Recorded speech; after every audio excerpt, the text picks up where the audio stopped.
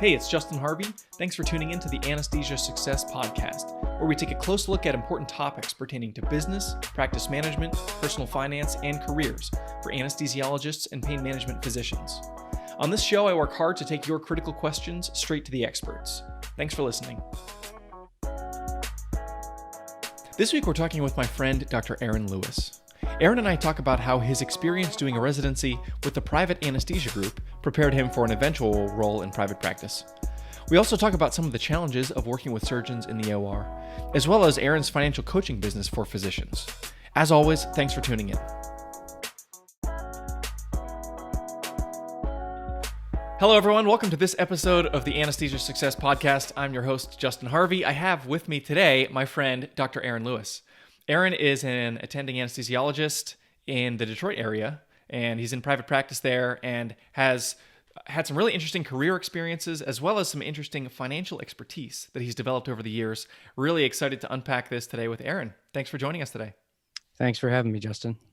So to get us started off, Aaron, why don't you just share a little bit about who you are, where you come from, and how your training in what was a private practice group in an academic healthcare setting prepared you for an ultimate move into private practice?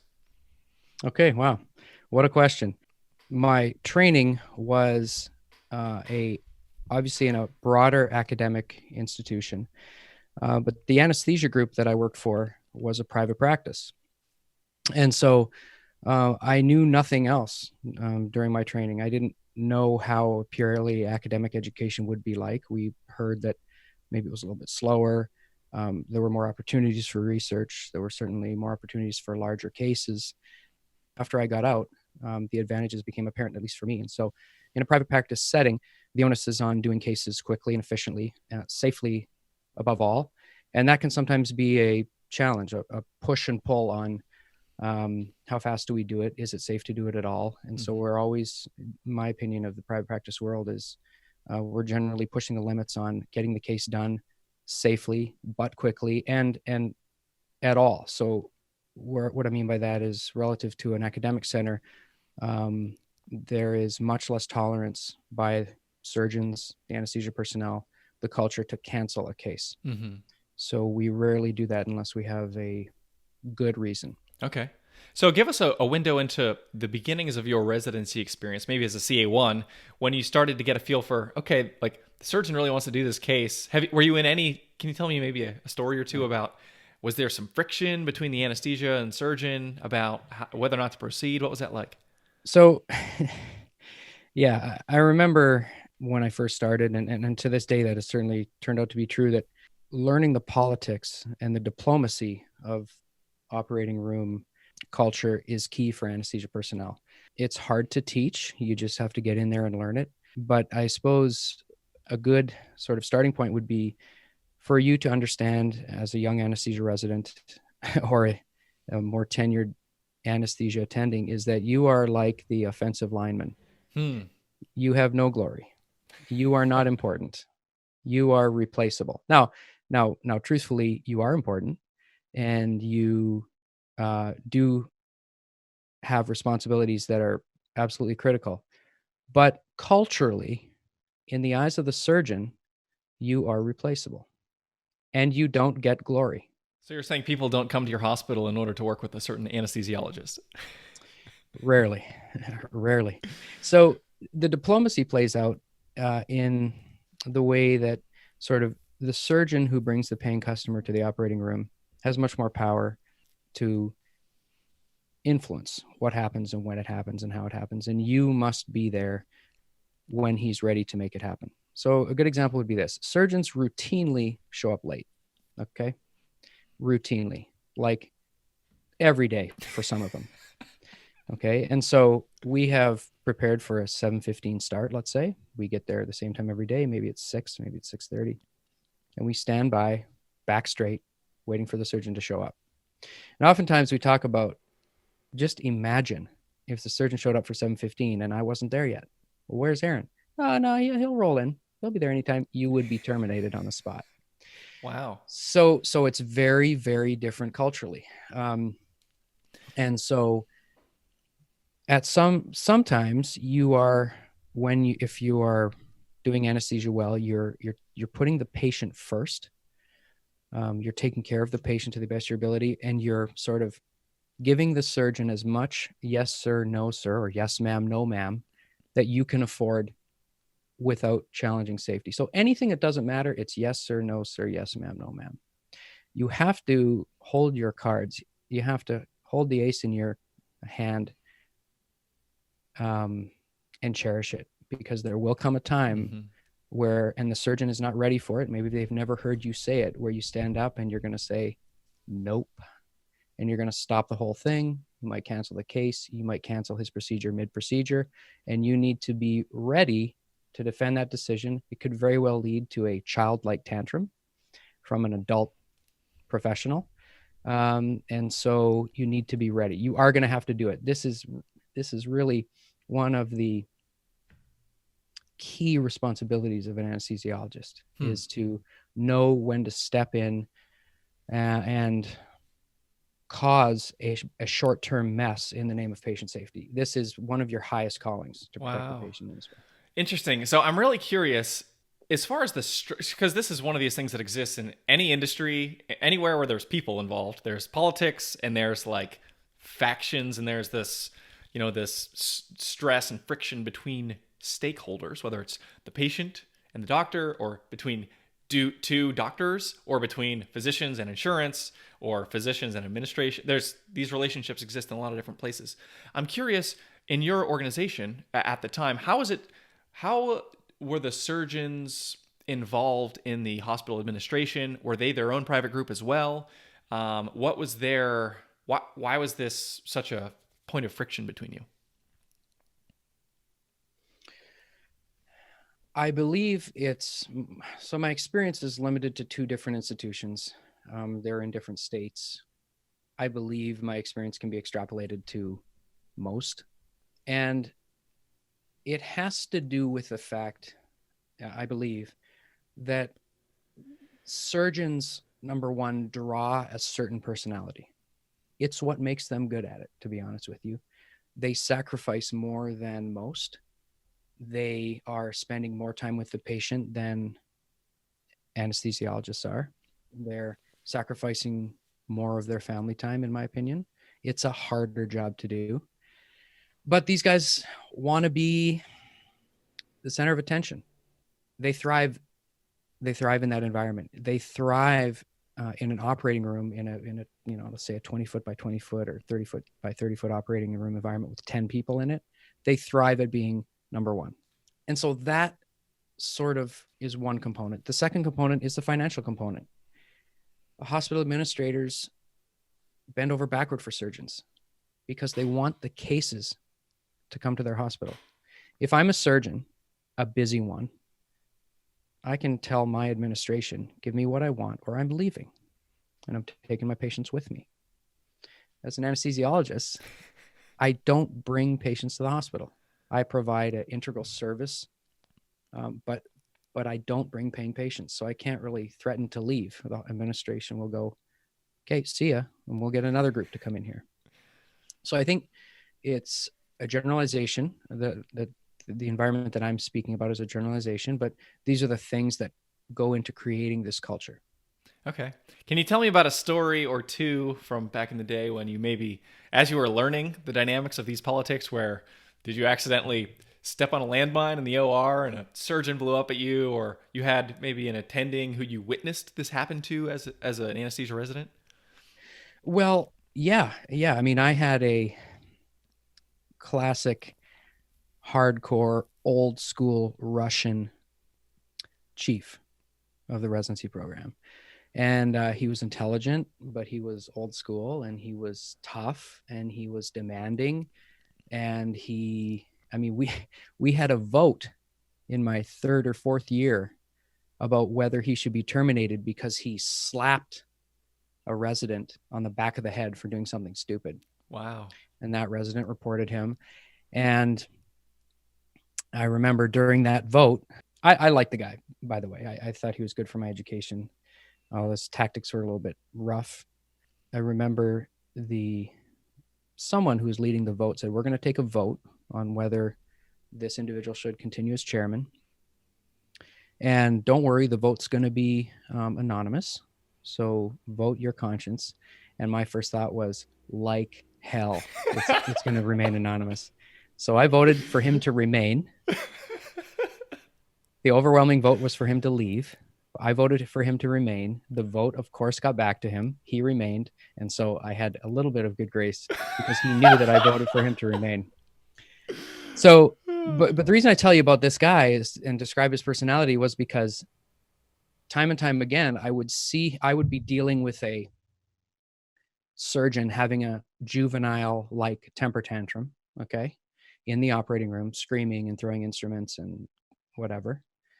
And the surgeon would, for any reason, demand that the attending anesthesiologist come in the room. Fine with me. So I would call this Russian guy in, and what would he do? He was a diplomatic superstar, and he would sort of bow at the neck like you do to Her Majesty and sort of placate the surgeon in whatever way he needed to do, which of course you would never see him doing something like that, but it was effective. And so this story is sort of describes one of the advantages of working in a private practice academic hybrid. Now, does this go on in academic centers? Probably. But my experience was seeing the business side of this guy's workflow while he was also the residency director. Interesting. Do you have a sense for, in that private group, how the compensation was structured for either surgeons or anesthesiologists? The group that I trained under was a very large group, and they had somewhat complex compensation structure where they were on like a point system. So you took call, you got a point. You stayed later, you got a point. You used points to take vacation. You wanted to take less vacation, you earn more points. And so that's how I would describe that. There were also penalty points for you didn't give beta blocker, you got penalized. You didn't do this, you got penalized. The group I'm in now, we're smaller.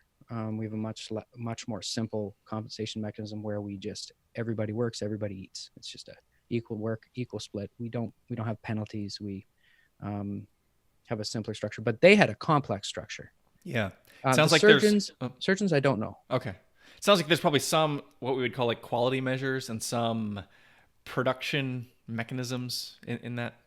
Yes. The quality measures were only, though, unfortunately, where you could be penalized by not following them. Right. Interesting. Okay. So you mentioned a little bit before we jumped on the call, I'm interested to hear again. Talk a little bit about how you think that this, what I've heard called Privademic Residency, uniquely equipped you to transition into the private practice world. Because that's one of the challenges, obviously, coming up through academics. Yeah. If you want to make the switch, there's a lot of dynamics that are difficult to get your arms around before you end up taking a job. Right. Yeah. Again, I felt when I left my residency that the most important course that I could have taken, which wasn't taught, of course I did learn it, but was the diplomacy of dealing with surgeons and how important it is and how you potentially could come into anesthesia residency feeling maybe a little bit big for your britches. It's possible, right? I'm an anesthesia resident. Hell yeah. I'm going to swing this and swing that. And then that proves to be ineffective. Really, there are anesthesiologists who have, I'm going to just say, workplace habits like a surgeon, and that does not fly. You can't do that. You should have gone into surgery if you wanted to act like that. So again, the diplomacy of knowing your place in the OR hierarchy, yet understanding that you are the patient's greatest advocate, not the nurse who is also taking care of the patient and not the surgeon who is there to operate on the patient. You really have a high standard where you have to be putting the patient first above all, yet being the ultimate diplomat for the surgeon. And you learn that every day in my residency. It was very valuable. Do you remember the first time you pulled that trump card out of your pocket and said, listen, it's this or that, or this condition, or some circumstances where we were going to hit the red light instead of the green light on this? I don't remember the first time. I remember the most recent time, Okay. which was a few months ago. I was working with a surgeon who I would just say I don't have a warm, fuzzy relationship with, which is fine, right? And he wanted to do a procedure on a patient who was not optimized because he was leaving town the next day. That's the only reason. And it was an elective procedure and it was high risk. And the people around, the people, the support staff, I'll say, so the nursing staff and the charge nurse and the resident, I could see that they were a little bit uncomfortable, but they don't have the card, the same card that the anesthesiologist would, strictly because me and the surgeon are the only MDs in the room, right, or taking care of the patient. And so I approached him gently. Are you sure you want to do this? Why you want to do this? And he hummed and hawed and said, of course he wants to do it, but you could see didn't have the most compelling reason to do the case. And I started most diplomatically, I think we should rethink this, to which he exploded, because what right do I have to suggest whether we rethink the surgeon doing the case or not? To which I said, this borders on unethical and you're not doing it because I'm not doing it. To which he yielded. And the patient did not have the procedure because he was leaving town and got it the next day. To which there was extensive fallout, right? Mm-hmm. He still won't look me in the eyes and we're not warm and fuzzy. But again, that's the job. Yeah. So that's just the job. So I think it's key to understand this in a residency, that, and I will tell you, a lot of people have trouble with it. They don't want to be placating themselves to a surgeon. They don't want to have to fight with them. They don't want to have this sort of responsibility that requires this level of diplomacy. And so that was the most recent. Yeah, and we're not talking about like some random person, especially if you're in like a smaller hospital or setting. These are people you're going to work with not infrequently. And right. So exactly. So you have to be comfortable. You're going to see this guy in the cafeteria. Yeah. He's going to be talking about you to his colleagues. Yeah. You're going to be operating with him the next day. You're going to have to ask him a legitimate question about another patient. Mm-hmm. I mean, so you have to be ready for that. But from that, in my opinion, comes the greatest reward, which is you really get to put your foot down publicly in the best interest of the patient. Yeah. Awesome. That sounds super stressful. I'm glad I don't have to deal with that. Okay. So talk to us about, making the transition from residency into that first attending role, coming up through the Privademic track. What kind of job offers were you looking at? How did you kick the tires on potential practice opportunities? And did you feel well prepared going into those interviews and understanding the practice model and things like that? So I'll start off by saying what many of your listeners may be feeling. Of course, it's normal for a final year resident, and that's just being terrified, right? You are terrified that you are going to become the attending where the buck stops. And as a resident, you always have someone to call for help. And as an attending, you have colleagues to call for help, but you ultimately have to make these decisions and be the guy, right? So it's very nerve-wracking. And, without sounding belittling, really the thing that helped me most was I looked ahead in my class a year or two to people who had already left. And I just thought some of them were not very good. And I thought, they're doing it, right? If that guy can do it, then I can do it. And that got me through my first few months. It's helpful. Okay.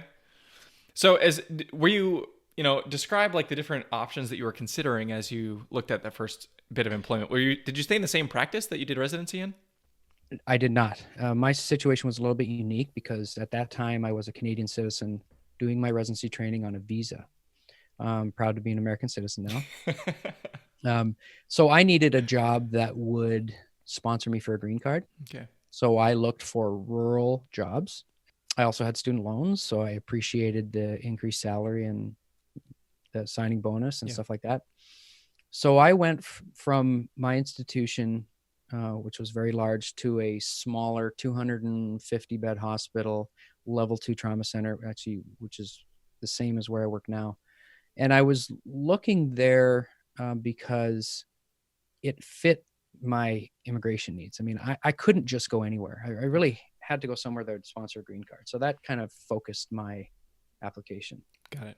Okay. And how was that transition for you? Into that private practice Yeah. workplace? Yeah. My memory of it was fond. I had good colleagues. I went into a group of about 7. I got into it, and of course, I was really nervous, but I felt as I got into it that I was well prepared, both academically. I had a honed skill set, and also, like we talked about, most of this conversation is the diplomatic side of all of those dynamics. I was well skilled. I was not sort of an amateur in the private practice world, or I didn't feel like it. I really knew how to push and pull and when to do it and what was important and what I had to let go. So I was well prepared. Was it a case where you were doing your own cases, or were you supervising, or what was the care model like? In my first job? Yeah. I was supervising. We did have, I remember, a month or two where we would do a day of our own cases, but that was very brief. So I was mostly supervising. To this day, I mostly supervise. Okay. I 100% supervise. Okay. And then eventually you transitioned to the practice in which you now operate. Talk to us about what precipitated that decision and what made you want to make a switch. Sure. So interestingly, many of your listeners would be well behooved to know that 80% of anesthesia residents leave their first job within 5 years. And I was that statistic also. I left in year 5. And so what happened was me and my wife went from Metro Detroit to a cold and blustery North Dakota. Wow. Shocker. She did not love it. We had our first daughter there. And as we started to look at, because we were there, we didn't have help from family, and we had to find a place where we would all be happy and where we want to raise our kids. So I began a job search in year 3 or 4. I was professionally very happy there. I had a lot of good friends there. I was actually raised in the prairies in Canada, so I was kind of used to that lifestyle. So it was just sort of a broader family dynamic issue that caused us to move back here. But most importantly is because I got a great opportunity. I wasn't going to take anything. That was somewhat stressful. I really thought, oh boy, I'm eventually going to have to settle for something I don't really love. Luckily, I got a great job, great partners. As I took the job that I'm in now, I said, and I still believe, I hope it's the last job I ever have. Did you know that when you took it, you thought this is like the best thing ever and I feel really lucky? Or is it something you grew in awareness of as time passed? I had a pretty good idea. Okay. I had a pretty good idea. I knew one of the partners that was asking me to consider it was my residency classmate. Okay. So I knew him on a personal level. And so I could just tell that this is likely where I would be happy. And it happened to be the same size hospital, same type of cases, same case volume, caseload as North Dakota. So it was very easy for me to imagine what the work life would be. Okay. And what is it that characterized for you? Like, how did you know? What were the factors where you said this thing and this thing about this job is what I think makes it a home run? Okay. So there are a bunch of things, but I'm going to just say it. What was the most important thing to me to start before I would then filter through other issues? And that was money. I don't know how acceptable that is actually, but I think it's sort of culturally accepted that maybe we shouldn't say that. But for me, that was the true thing. I wanted to know what I would be paid for how hard I worked. And I'm not looking to get rich. I just wanted a fair salary and a fair reimbursement for the work that I was going to do. So once that box was checked, I moved on to who am I working with? Do I like the other anesthesiologists? Is it a toxic work environment? How long is the commute? How long am I going to last there? Is the practice going to last? So there was a list of things that I looked at, and actually I locumed for them for a week. I volunteered that to them. I said, I'll work for you for a week and you can size me up and I'll get to size you up also. And we can see whether we fit. And so that worked out well. I liked it and they liked me. And so I took the job. Interesting. So did you find that your locums experience was reflective of what you ultimately found to be the case? Yeah. Or was it like the first date where everyone's on their best behavior? No. No, it was legit. Okay. Yeah, it was legit. Yeah. And how's your current practice? If you don't mind talking about like how the practice is structured, how many docs, and like in the private practice world, obviously there's like what I would call like the big private group, which is essentially W-2. You're just I would say just an employee, but there's no equity interest, meaning you're not making business decisions, you're not getting a piece of the business net income versus smaller private practices, which some people say are kind of disappearing, where the physicians who are partners own a piece of the business and get a piece of the bottom line. Sure. My practice now is a 7-member privately owned PC. That's a professional corporation. I obviously worked for the group for 2 years before I became partner. Our most recent hire has now finished his 2-year associateship and is now a partner. So all 7 of us are now equal partners. We own the group. We are responsible for all of it, the administrative side, and we like it that way. You are correct that these jobs are disappearing. And so an example of that is our group, which will eventually need to hire, may or may not offer partnership anymore. We are sensing that the graduates now rightfully are curious about how long we're going to last, and they don't want 2 years of associateship. Yeah. They want to get their money now, which is fair enough. We don't mind that, but there's a trade-off. Right. They will never be owners. So with ownership comes risk and reward. And our feeling is that that's what we wanted when we were coming up. We wanted the risk and the reward of ownership. We have that now, the responsibility of ownership and the reward of ownership. But we're not sure whether there's further appetite for that or whether we have appetite to offer any more of that. So that's how we sort of reflect the broader market. Yeah.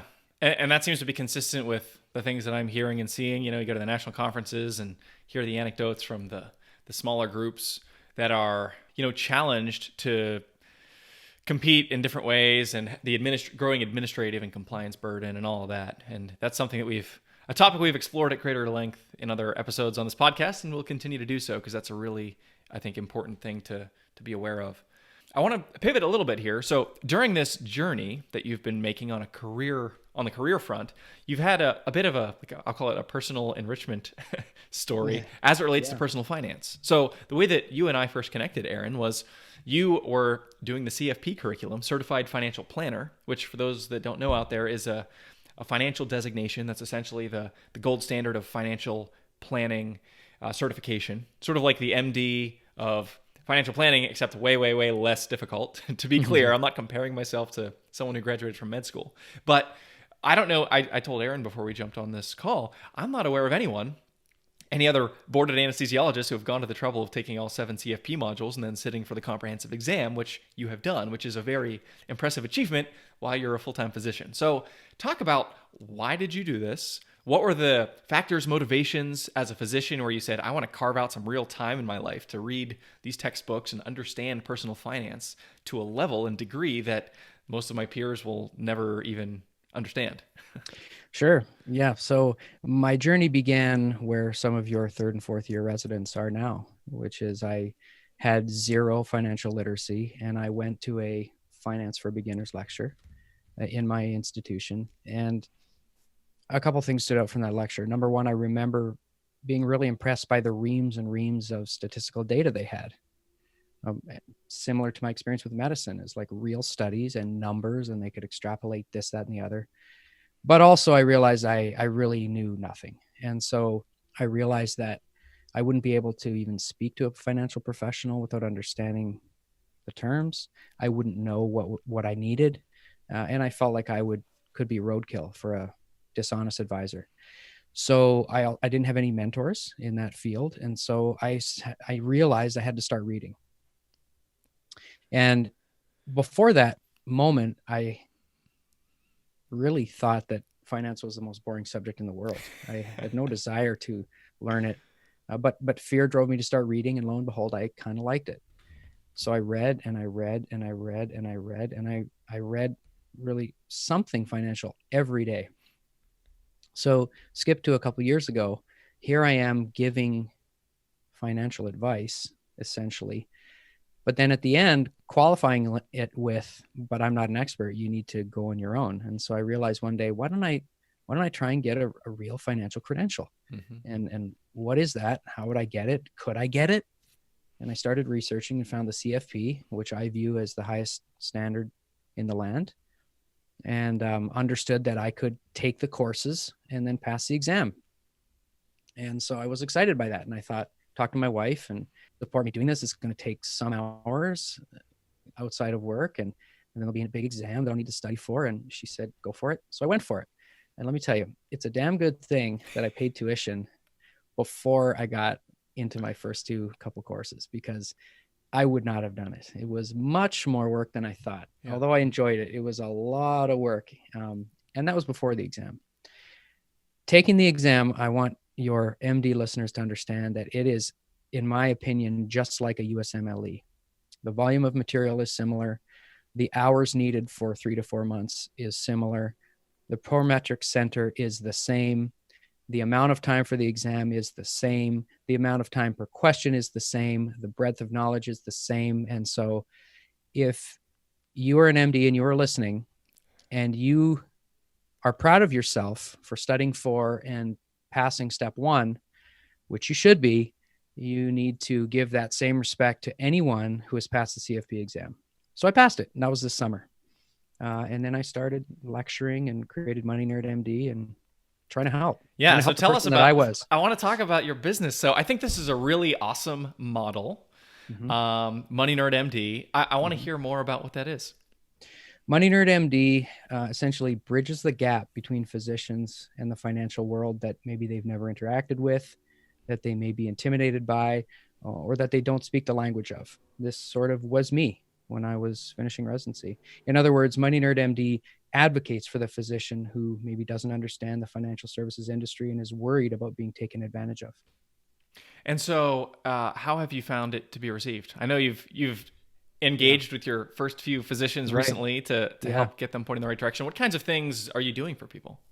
In essence, I think the value of the interaction is probably similar to what you experience, which is these physicians have so much worry built up, and they don't know who to talk to, what words to use in financial parlance. And they're a little bit embarrassed, and they're scared of sounding dumb or uneducated, and they're scared of being taken advantage of.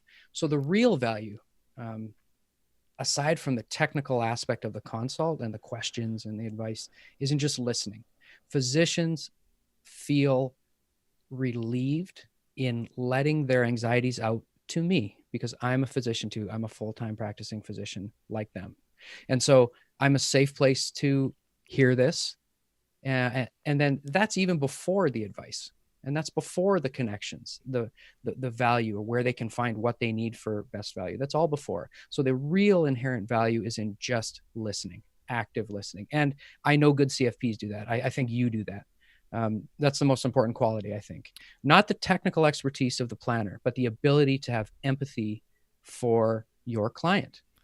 Yeah, really important. So the reason I really like your business model is I think it serves as a bridge between what I do, which is like full blown, we're going to pay thousands of dollars a year to have somebody do all the work for us, manage our investments, and do all the financial planning and look at everything. That's, for some people, that's a lot to commit to. And they may not be ready for all of that. They may not know even how the model of my firm compares to others out there. And I think that Money Nerd MD, and this is why I'm really excited, Aaron, about what you're building, is a perfect intermediate step where it's and I'd love to hear more about the model, but you're not managing money. It's not a protracted, drawn out engagement. It's very high impact. It's very distilled, and it gets physicians oriented to important questions that they need to ask. So tell us a little bit about, if I came to you and I said, Aaron, I don't even know what I need to know, but I recognize you're a physician and you're smart enough to pass the CFP, so you know your stuff. And I just need somebody to tell me if I'm missing something really big, and maybe recommend, do I need to talk to a financial planner, or am I good as a do-it-yourselfer? What kinds of things might they experience in talking to you? So if you came to me and said that, I would say you are the perfect person to come speak with me. Someone who just really doesn't know the first step to take. That is who this service is for. And so I ask you some very basic questions about your financial life, your student loan, debt, your goals for the future. What do you know about investing? How do you feel about investing? Basic stuff. How much money do you save? How much money do you want to save? And then what I'll do is go through your answers to those questions and prepare in language that you will understand the answers to those questions.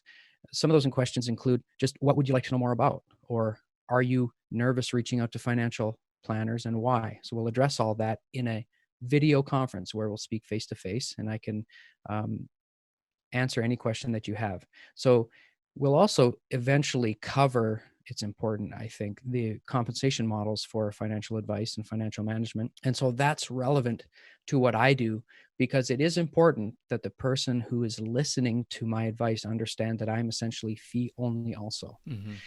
So people may not understand what that means, but in an interaction with me, we will cover it. Fee only essentially boils down to the fact that if I recommend something to you, like you need a student loan consult or you should get disability insurance and the best person is this person, it's an imperative to understand that I do not get kickbacks if you purchase disability insurance from the person I recommend you to, or if you go get a student loan service from the place I recommend you to. And again, that's part of the broader education of becoming a smart financial services consumer, but that also happens to be my model. And I think that if you were going to reach out to me, you should know that up front and understand that, or else it would be hard for you as a customer to be open to what I'm going to tell you, because this is the broader opinion of most physicians when they interact with, let's say, you, Justin. Mm-hmm. Is I don't even know what fee only is. I don't know whether what you're telling me is true. You're saying I need it, but I don't even know if I actually need it. You're saying what it costs, but I don't know if it's a fair price. So we cover compensation mechanisms and anything else that someone may want to know. Awesome. Have you found this to be something that you found more interest among like residents and fellows, or is this like attendings who have been reaching out to you, or some of both? These have been both. And I think that the people most drawn to it are late tenured residents, early attendings. Mm-hmm. But in my opinion, the largest impact in dollars would be to a mid to late career attending physician. Because, for example, if you were 45 years old or 50 years old and you have a nest egg of $1 million or more, and you were paying a large active management fee of 1% or higher, and you had a consult with me, and our conversation led you to be confident in moving to an index portfolio, you would save tens of thousands of dollars per year. Right? Yeah. And so the dollar impact is larger for a higher net worth individual. Right. But the psychological impact, I think, or the help that is really needed seems to be with younger physicians. Right. And to be clear, you're not a registered investment advisor, so you're not giving specific investment advice. But what you're doing is and essentially like a financial coaching model, providing context, providing resources, and providing specific feedback in some areas that doesn't, transgress the line of what you need to be registered for, which is what I do. But to be able to point people in the right direction and say, like, here's something that's a screaming emergency, you need to think about it, and potentially talk to a professional who is registered to be able to give you that type of advice. Right? Correct. I realized when I finished the exam, what was I going to do to offer some sort of help? I realized right away that I don't want to do financial planning soup to nuts like you do. There's no need for me to do it, and I can't do it to the level you're doing it. But what I can do is guide people to best-in-class advisors, or a trusted insurance salesman who is not going to sell them what they don't need. And so I can sort of be a conduit and a guide as it is. And like you said, it's exactly financial coaching. It is not financial planning. I'm not certified to do financial planning. It is financial coaching. Cool. So in closing here, Aaron, thank you very much for your time today. Any advice or any kind of pearls of wisdom that you might want to leave us with, as far as, there's people out there listening who think, this has been a nagging thing. I feel like I ought to be doing better with my finances, or maybe there's a career decision or something. There's things looming that are sort of causing anxiety for people. What types of, insight might you have to offer for somebody out there like that? So I think anxiety-inducing financial subjects are common among late-term residents and attendings.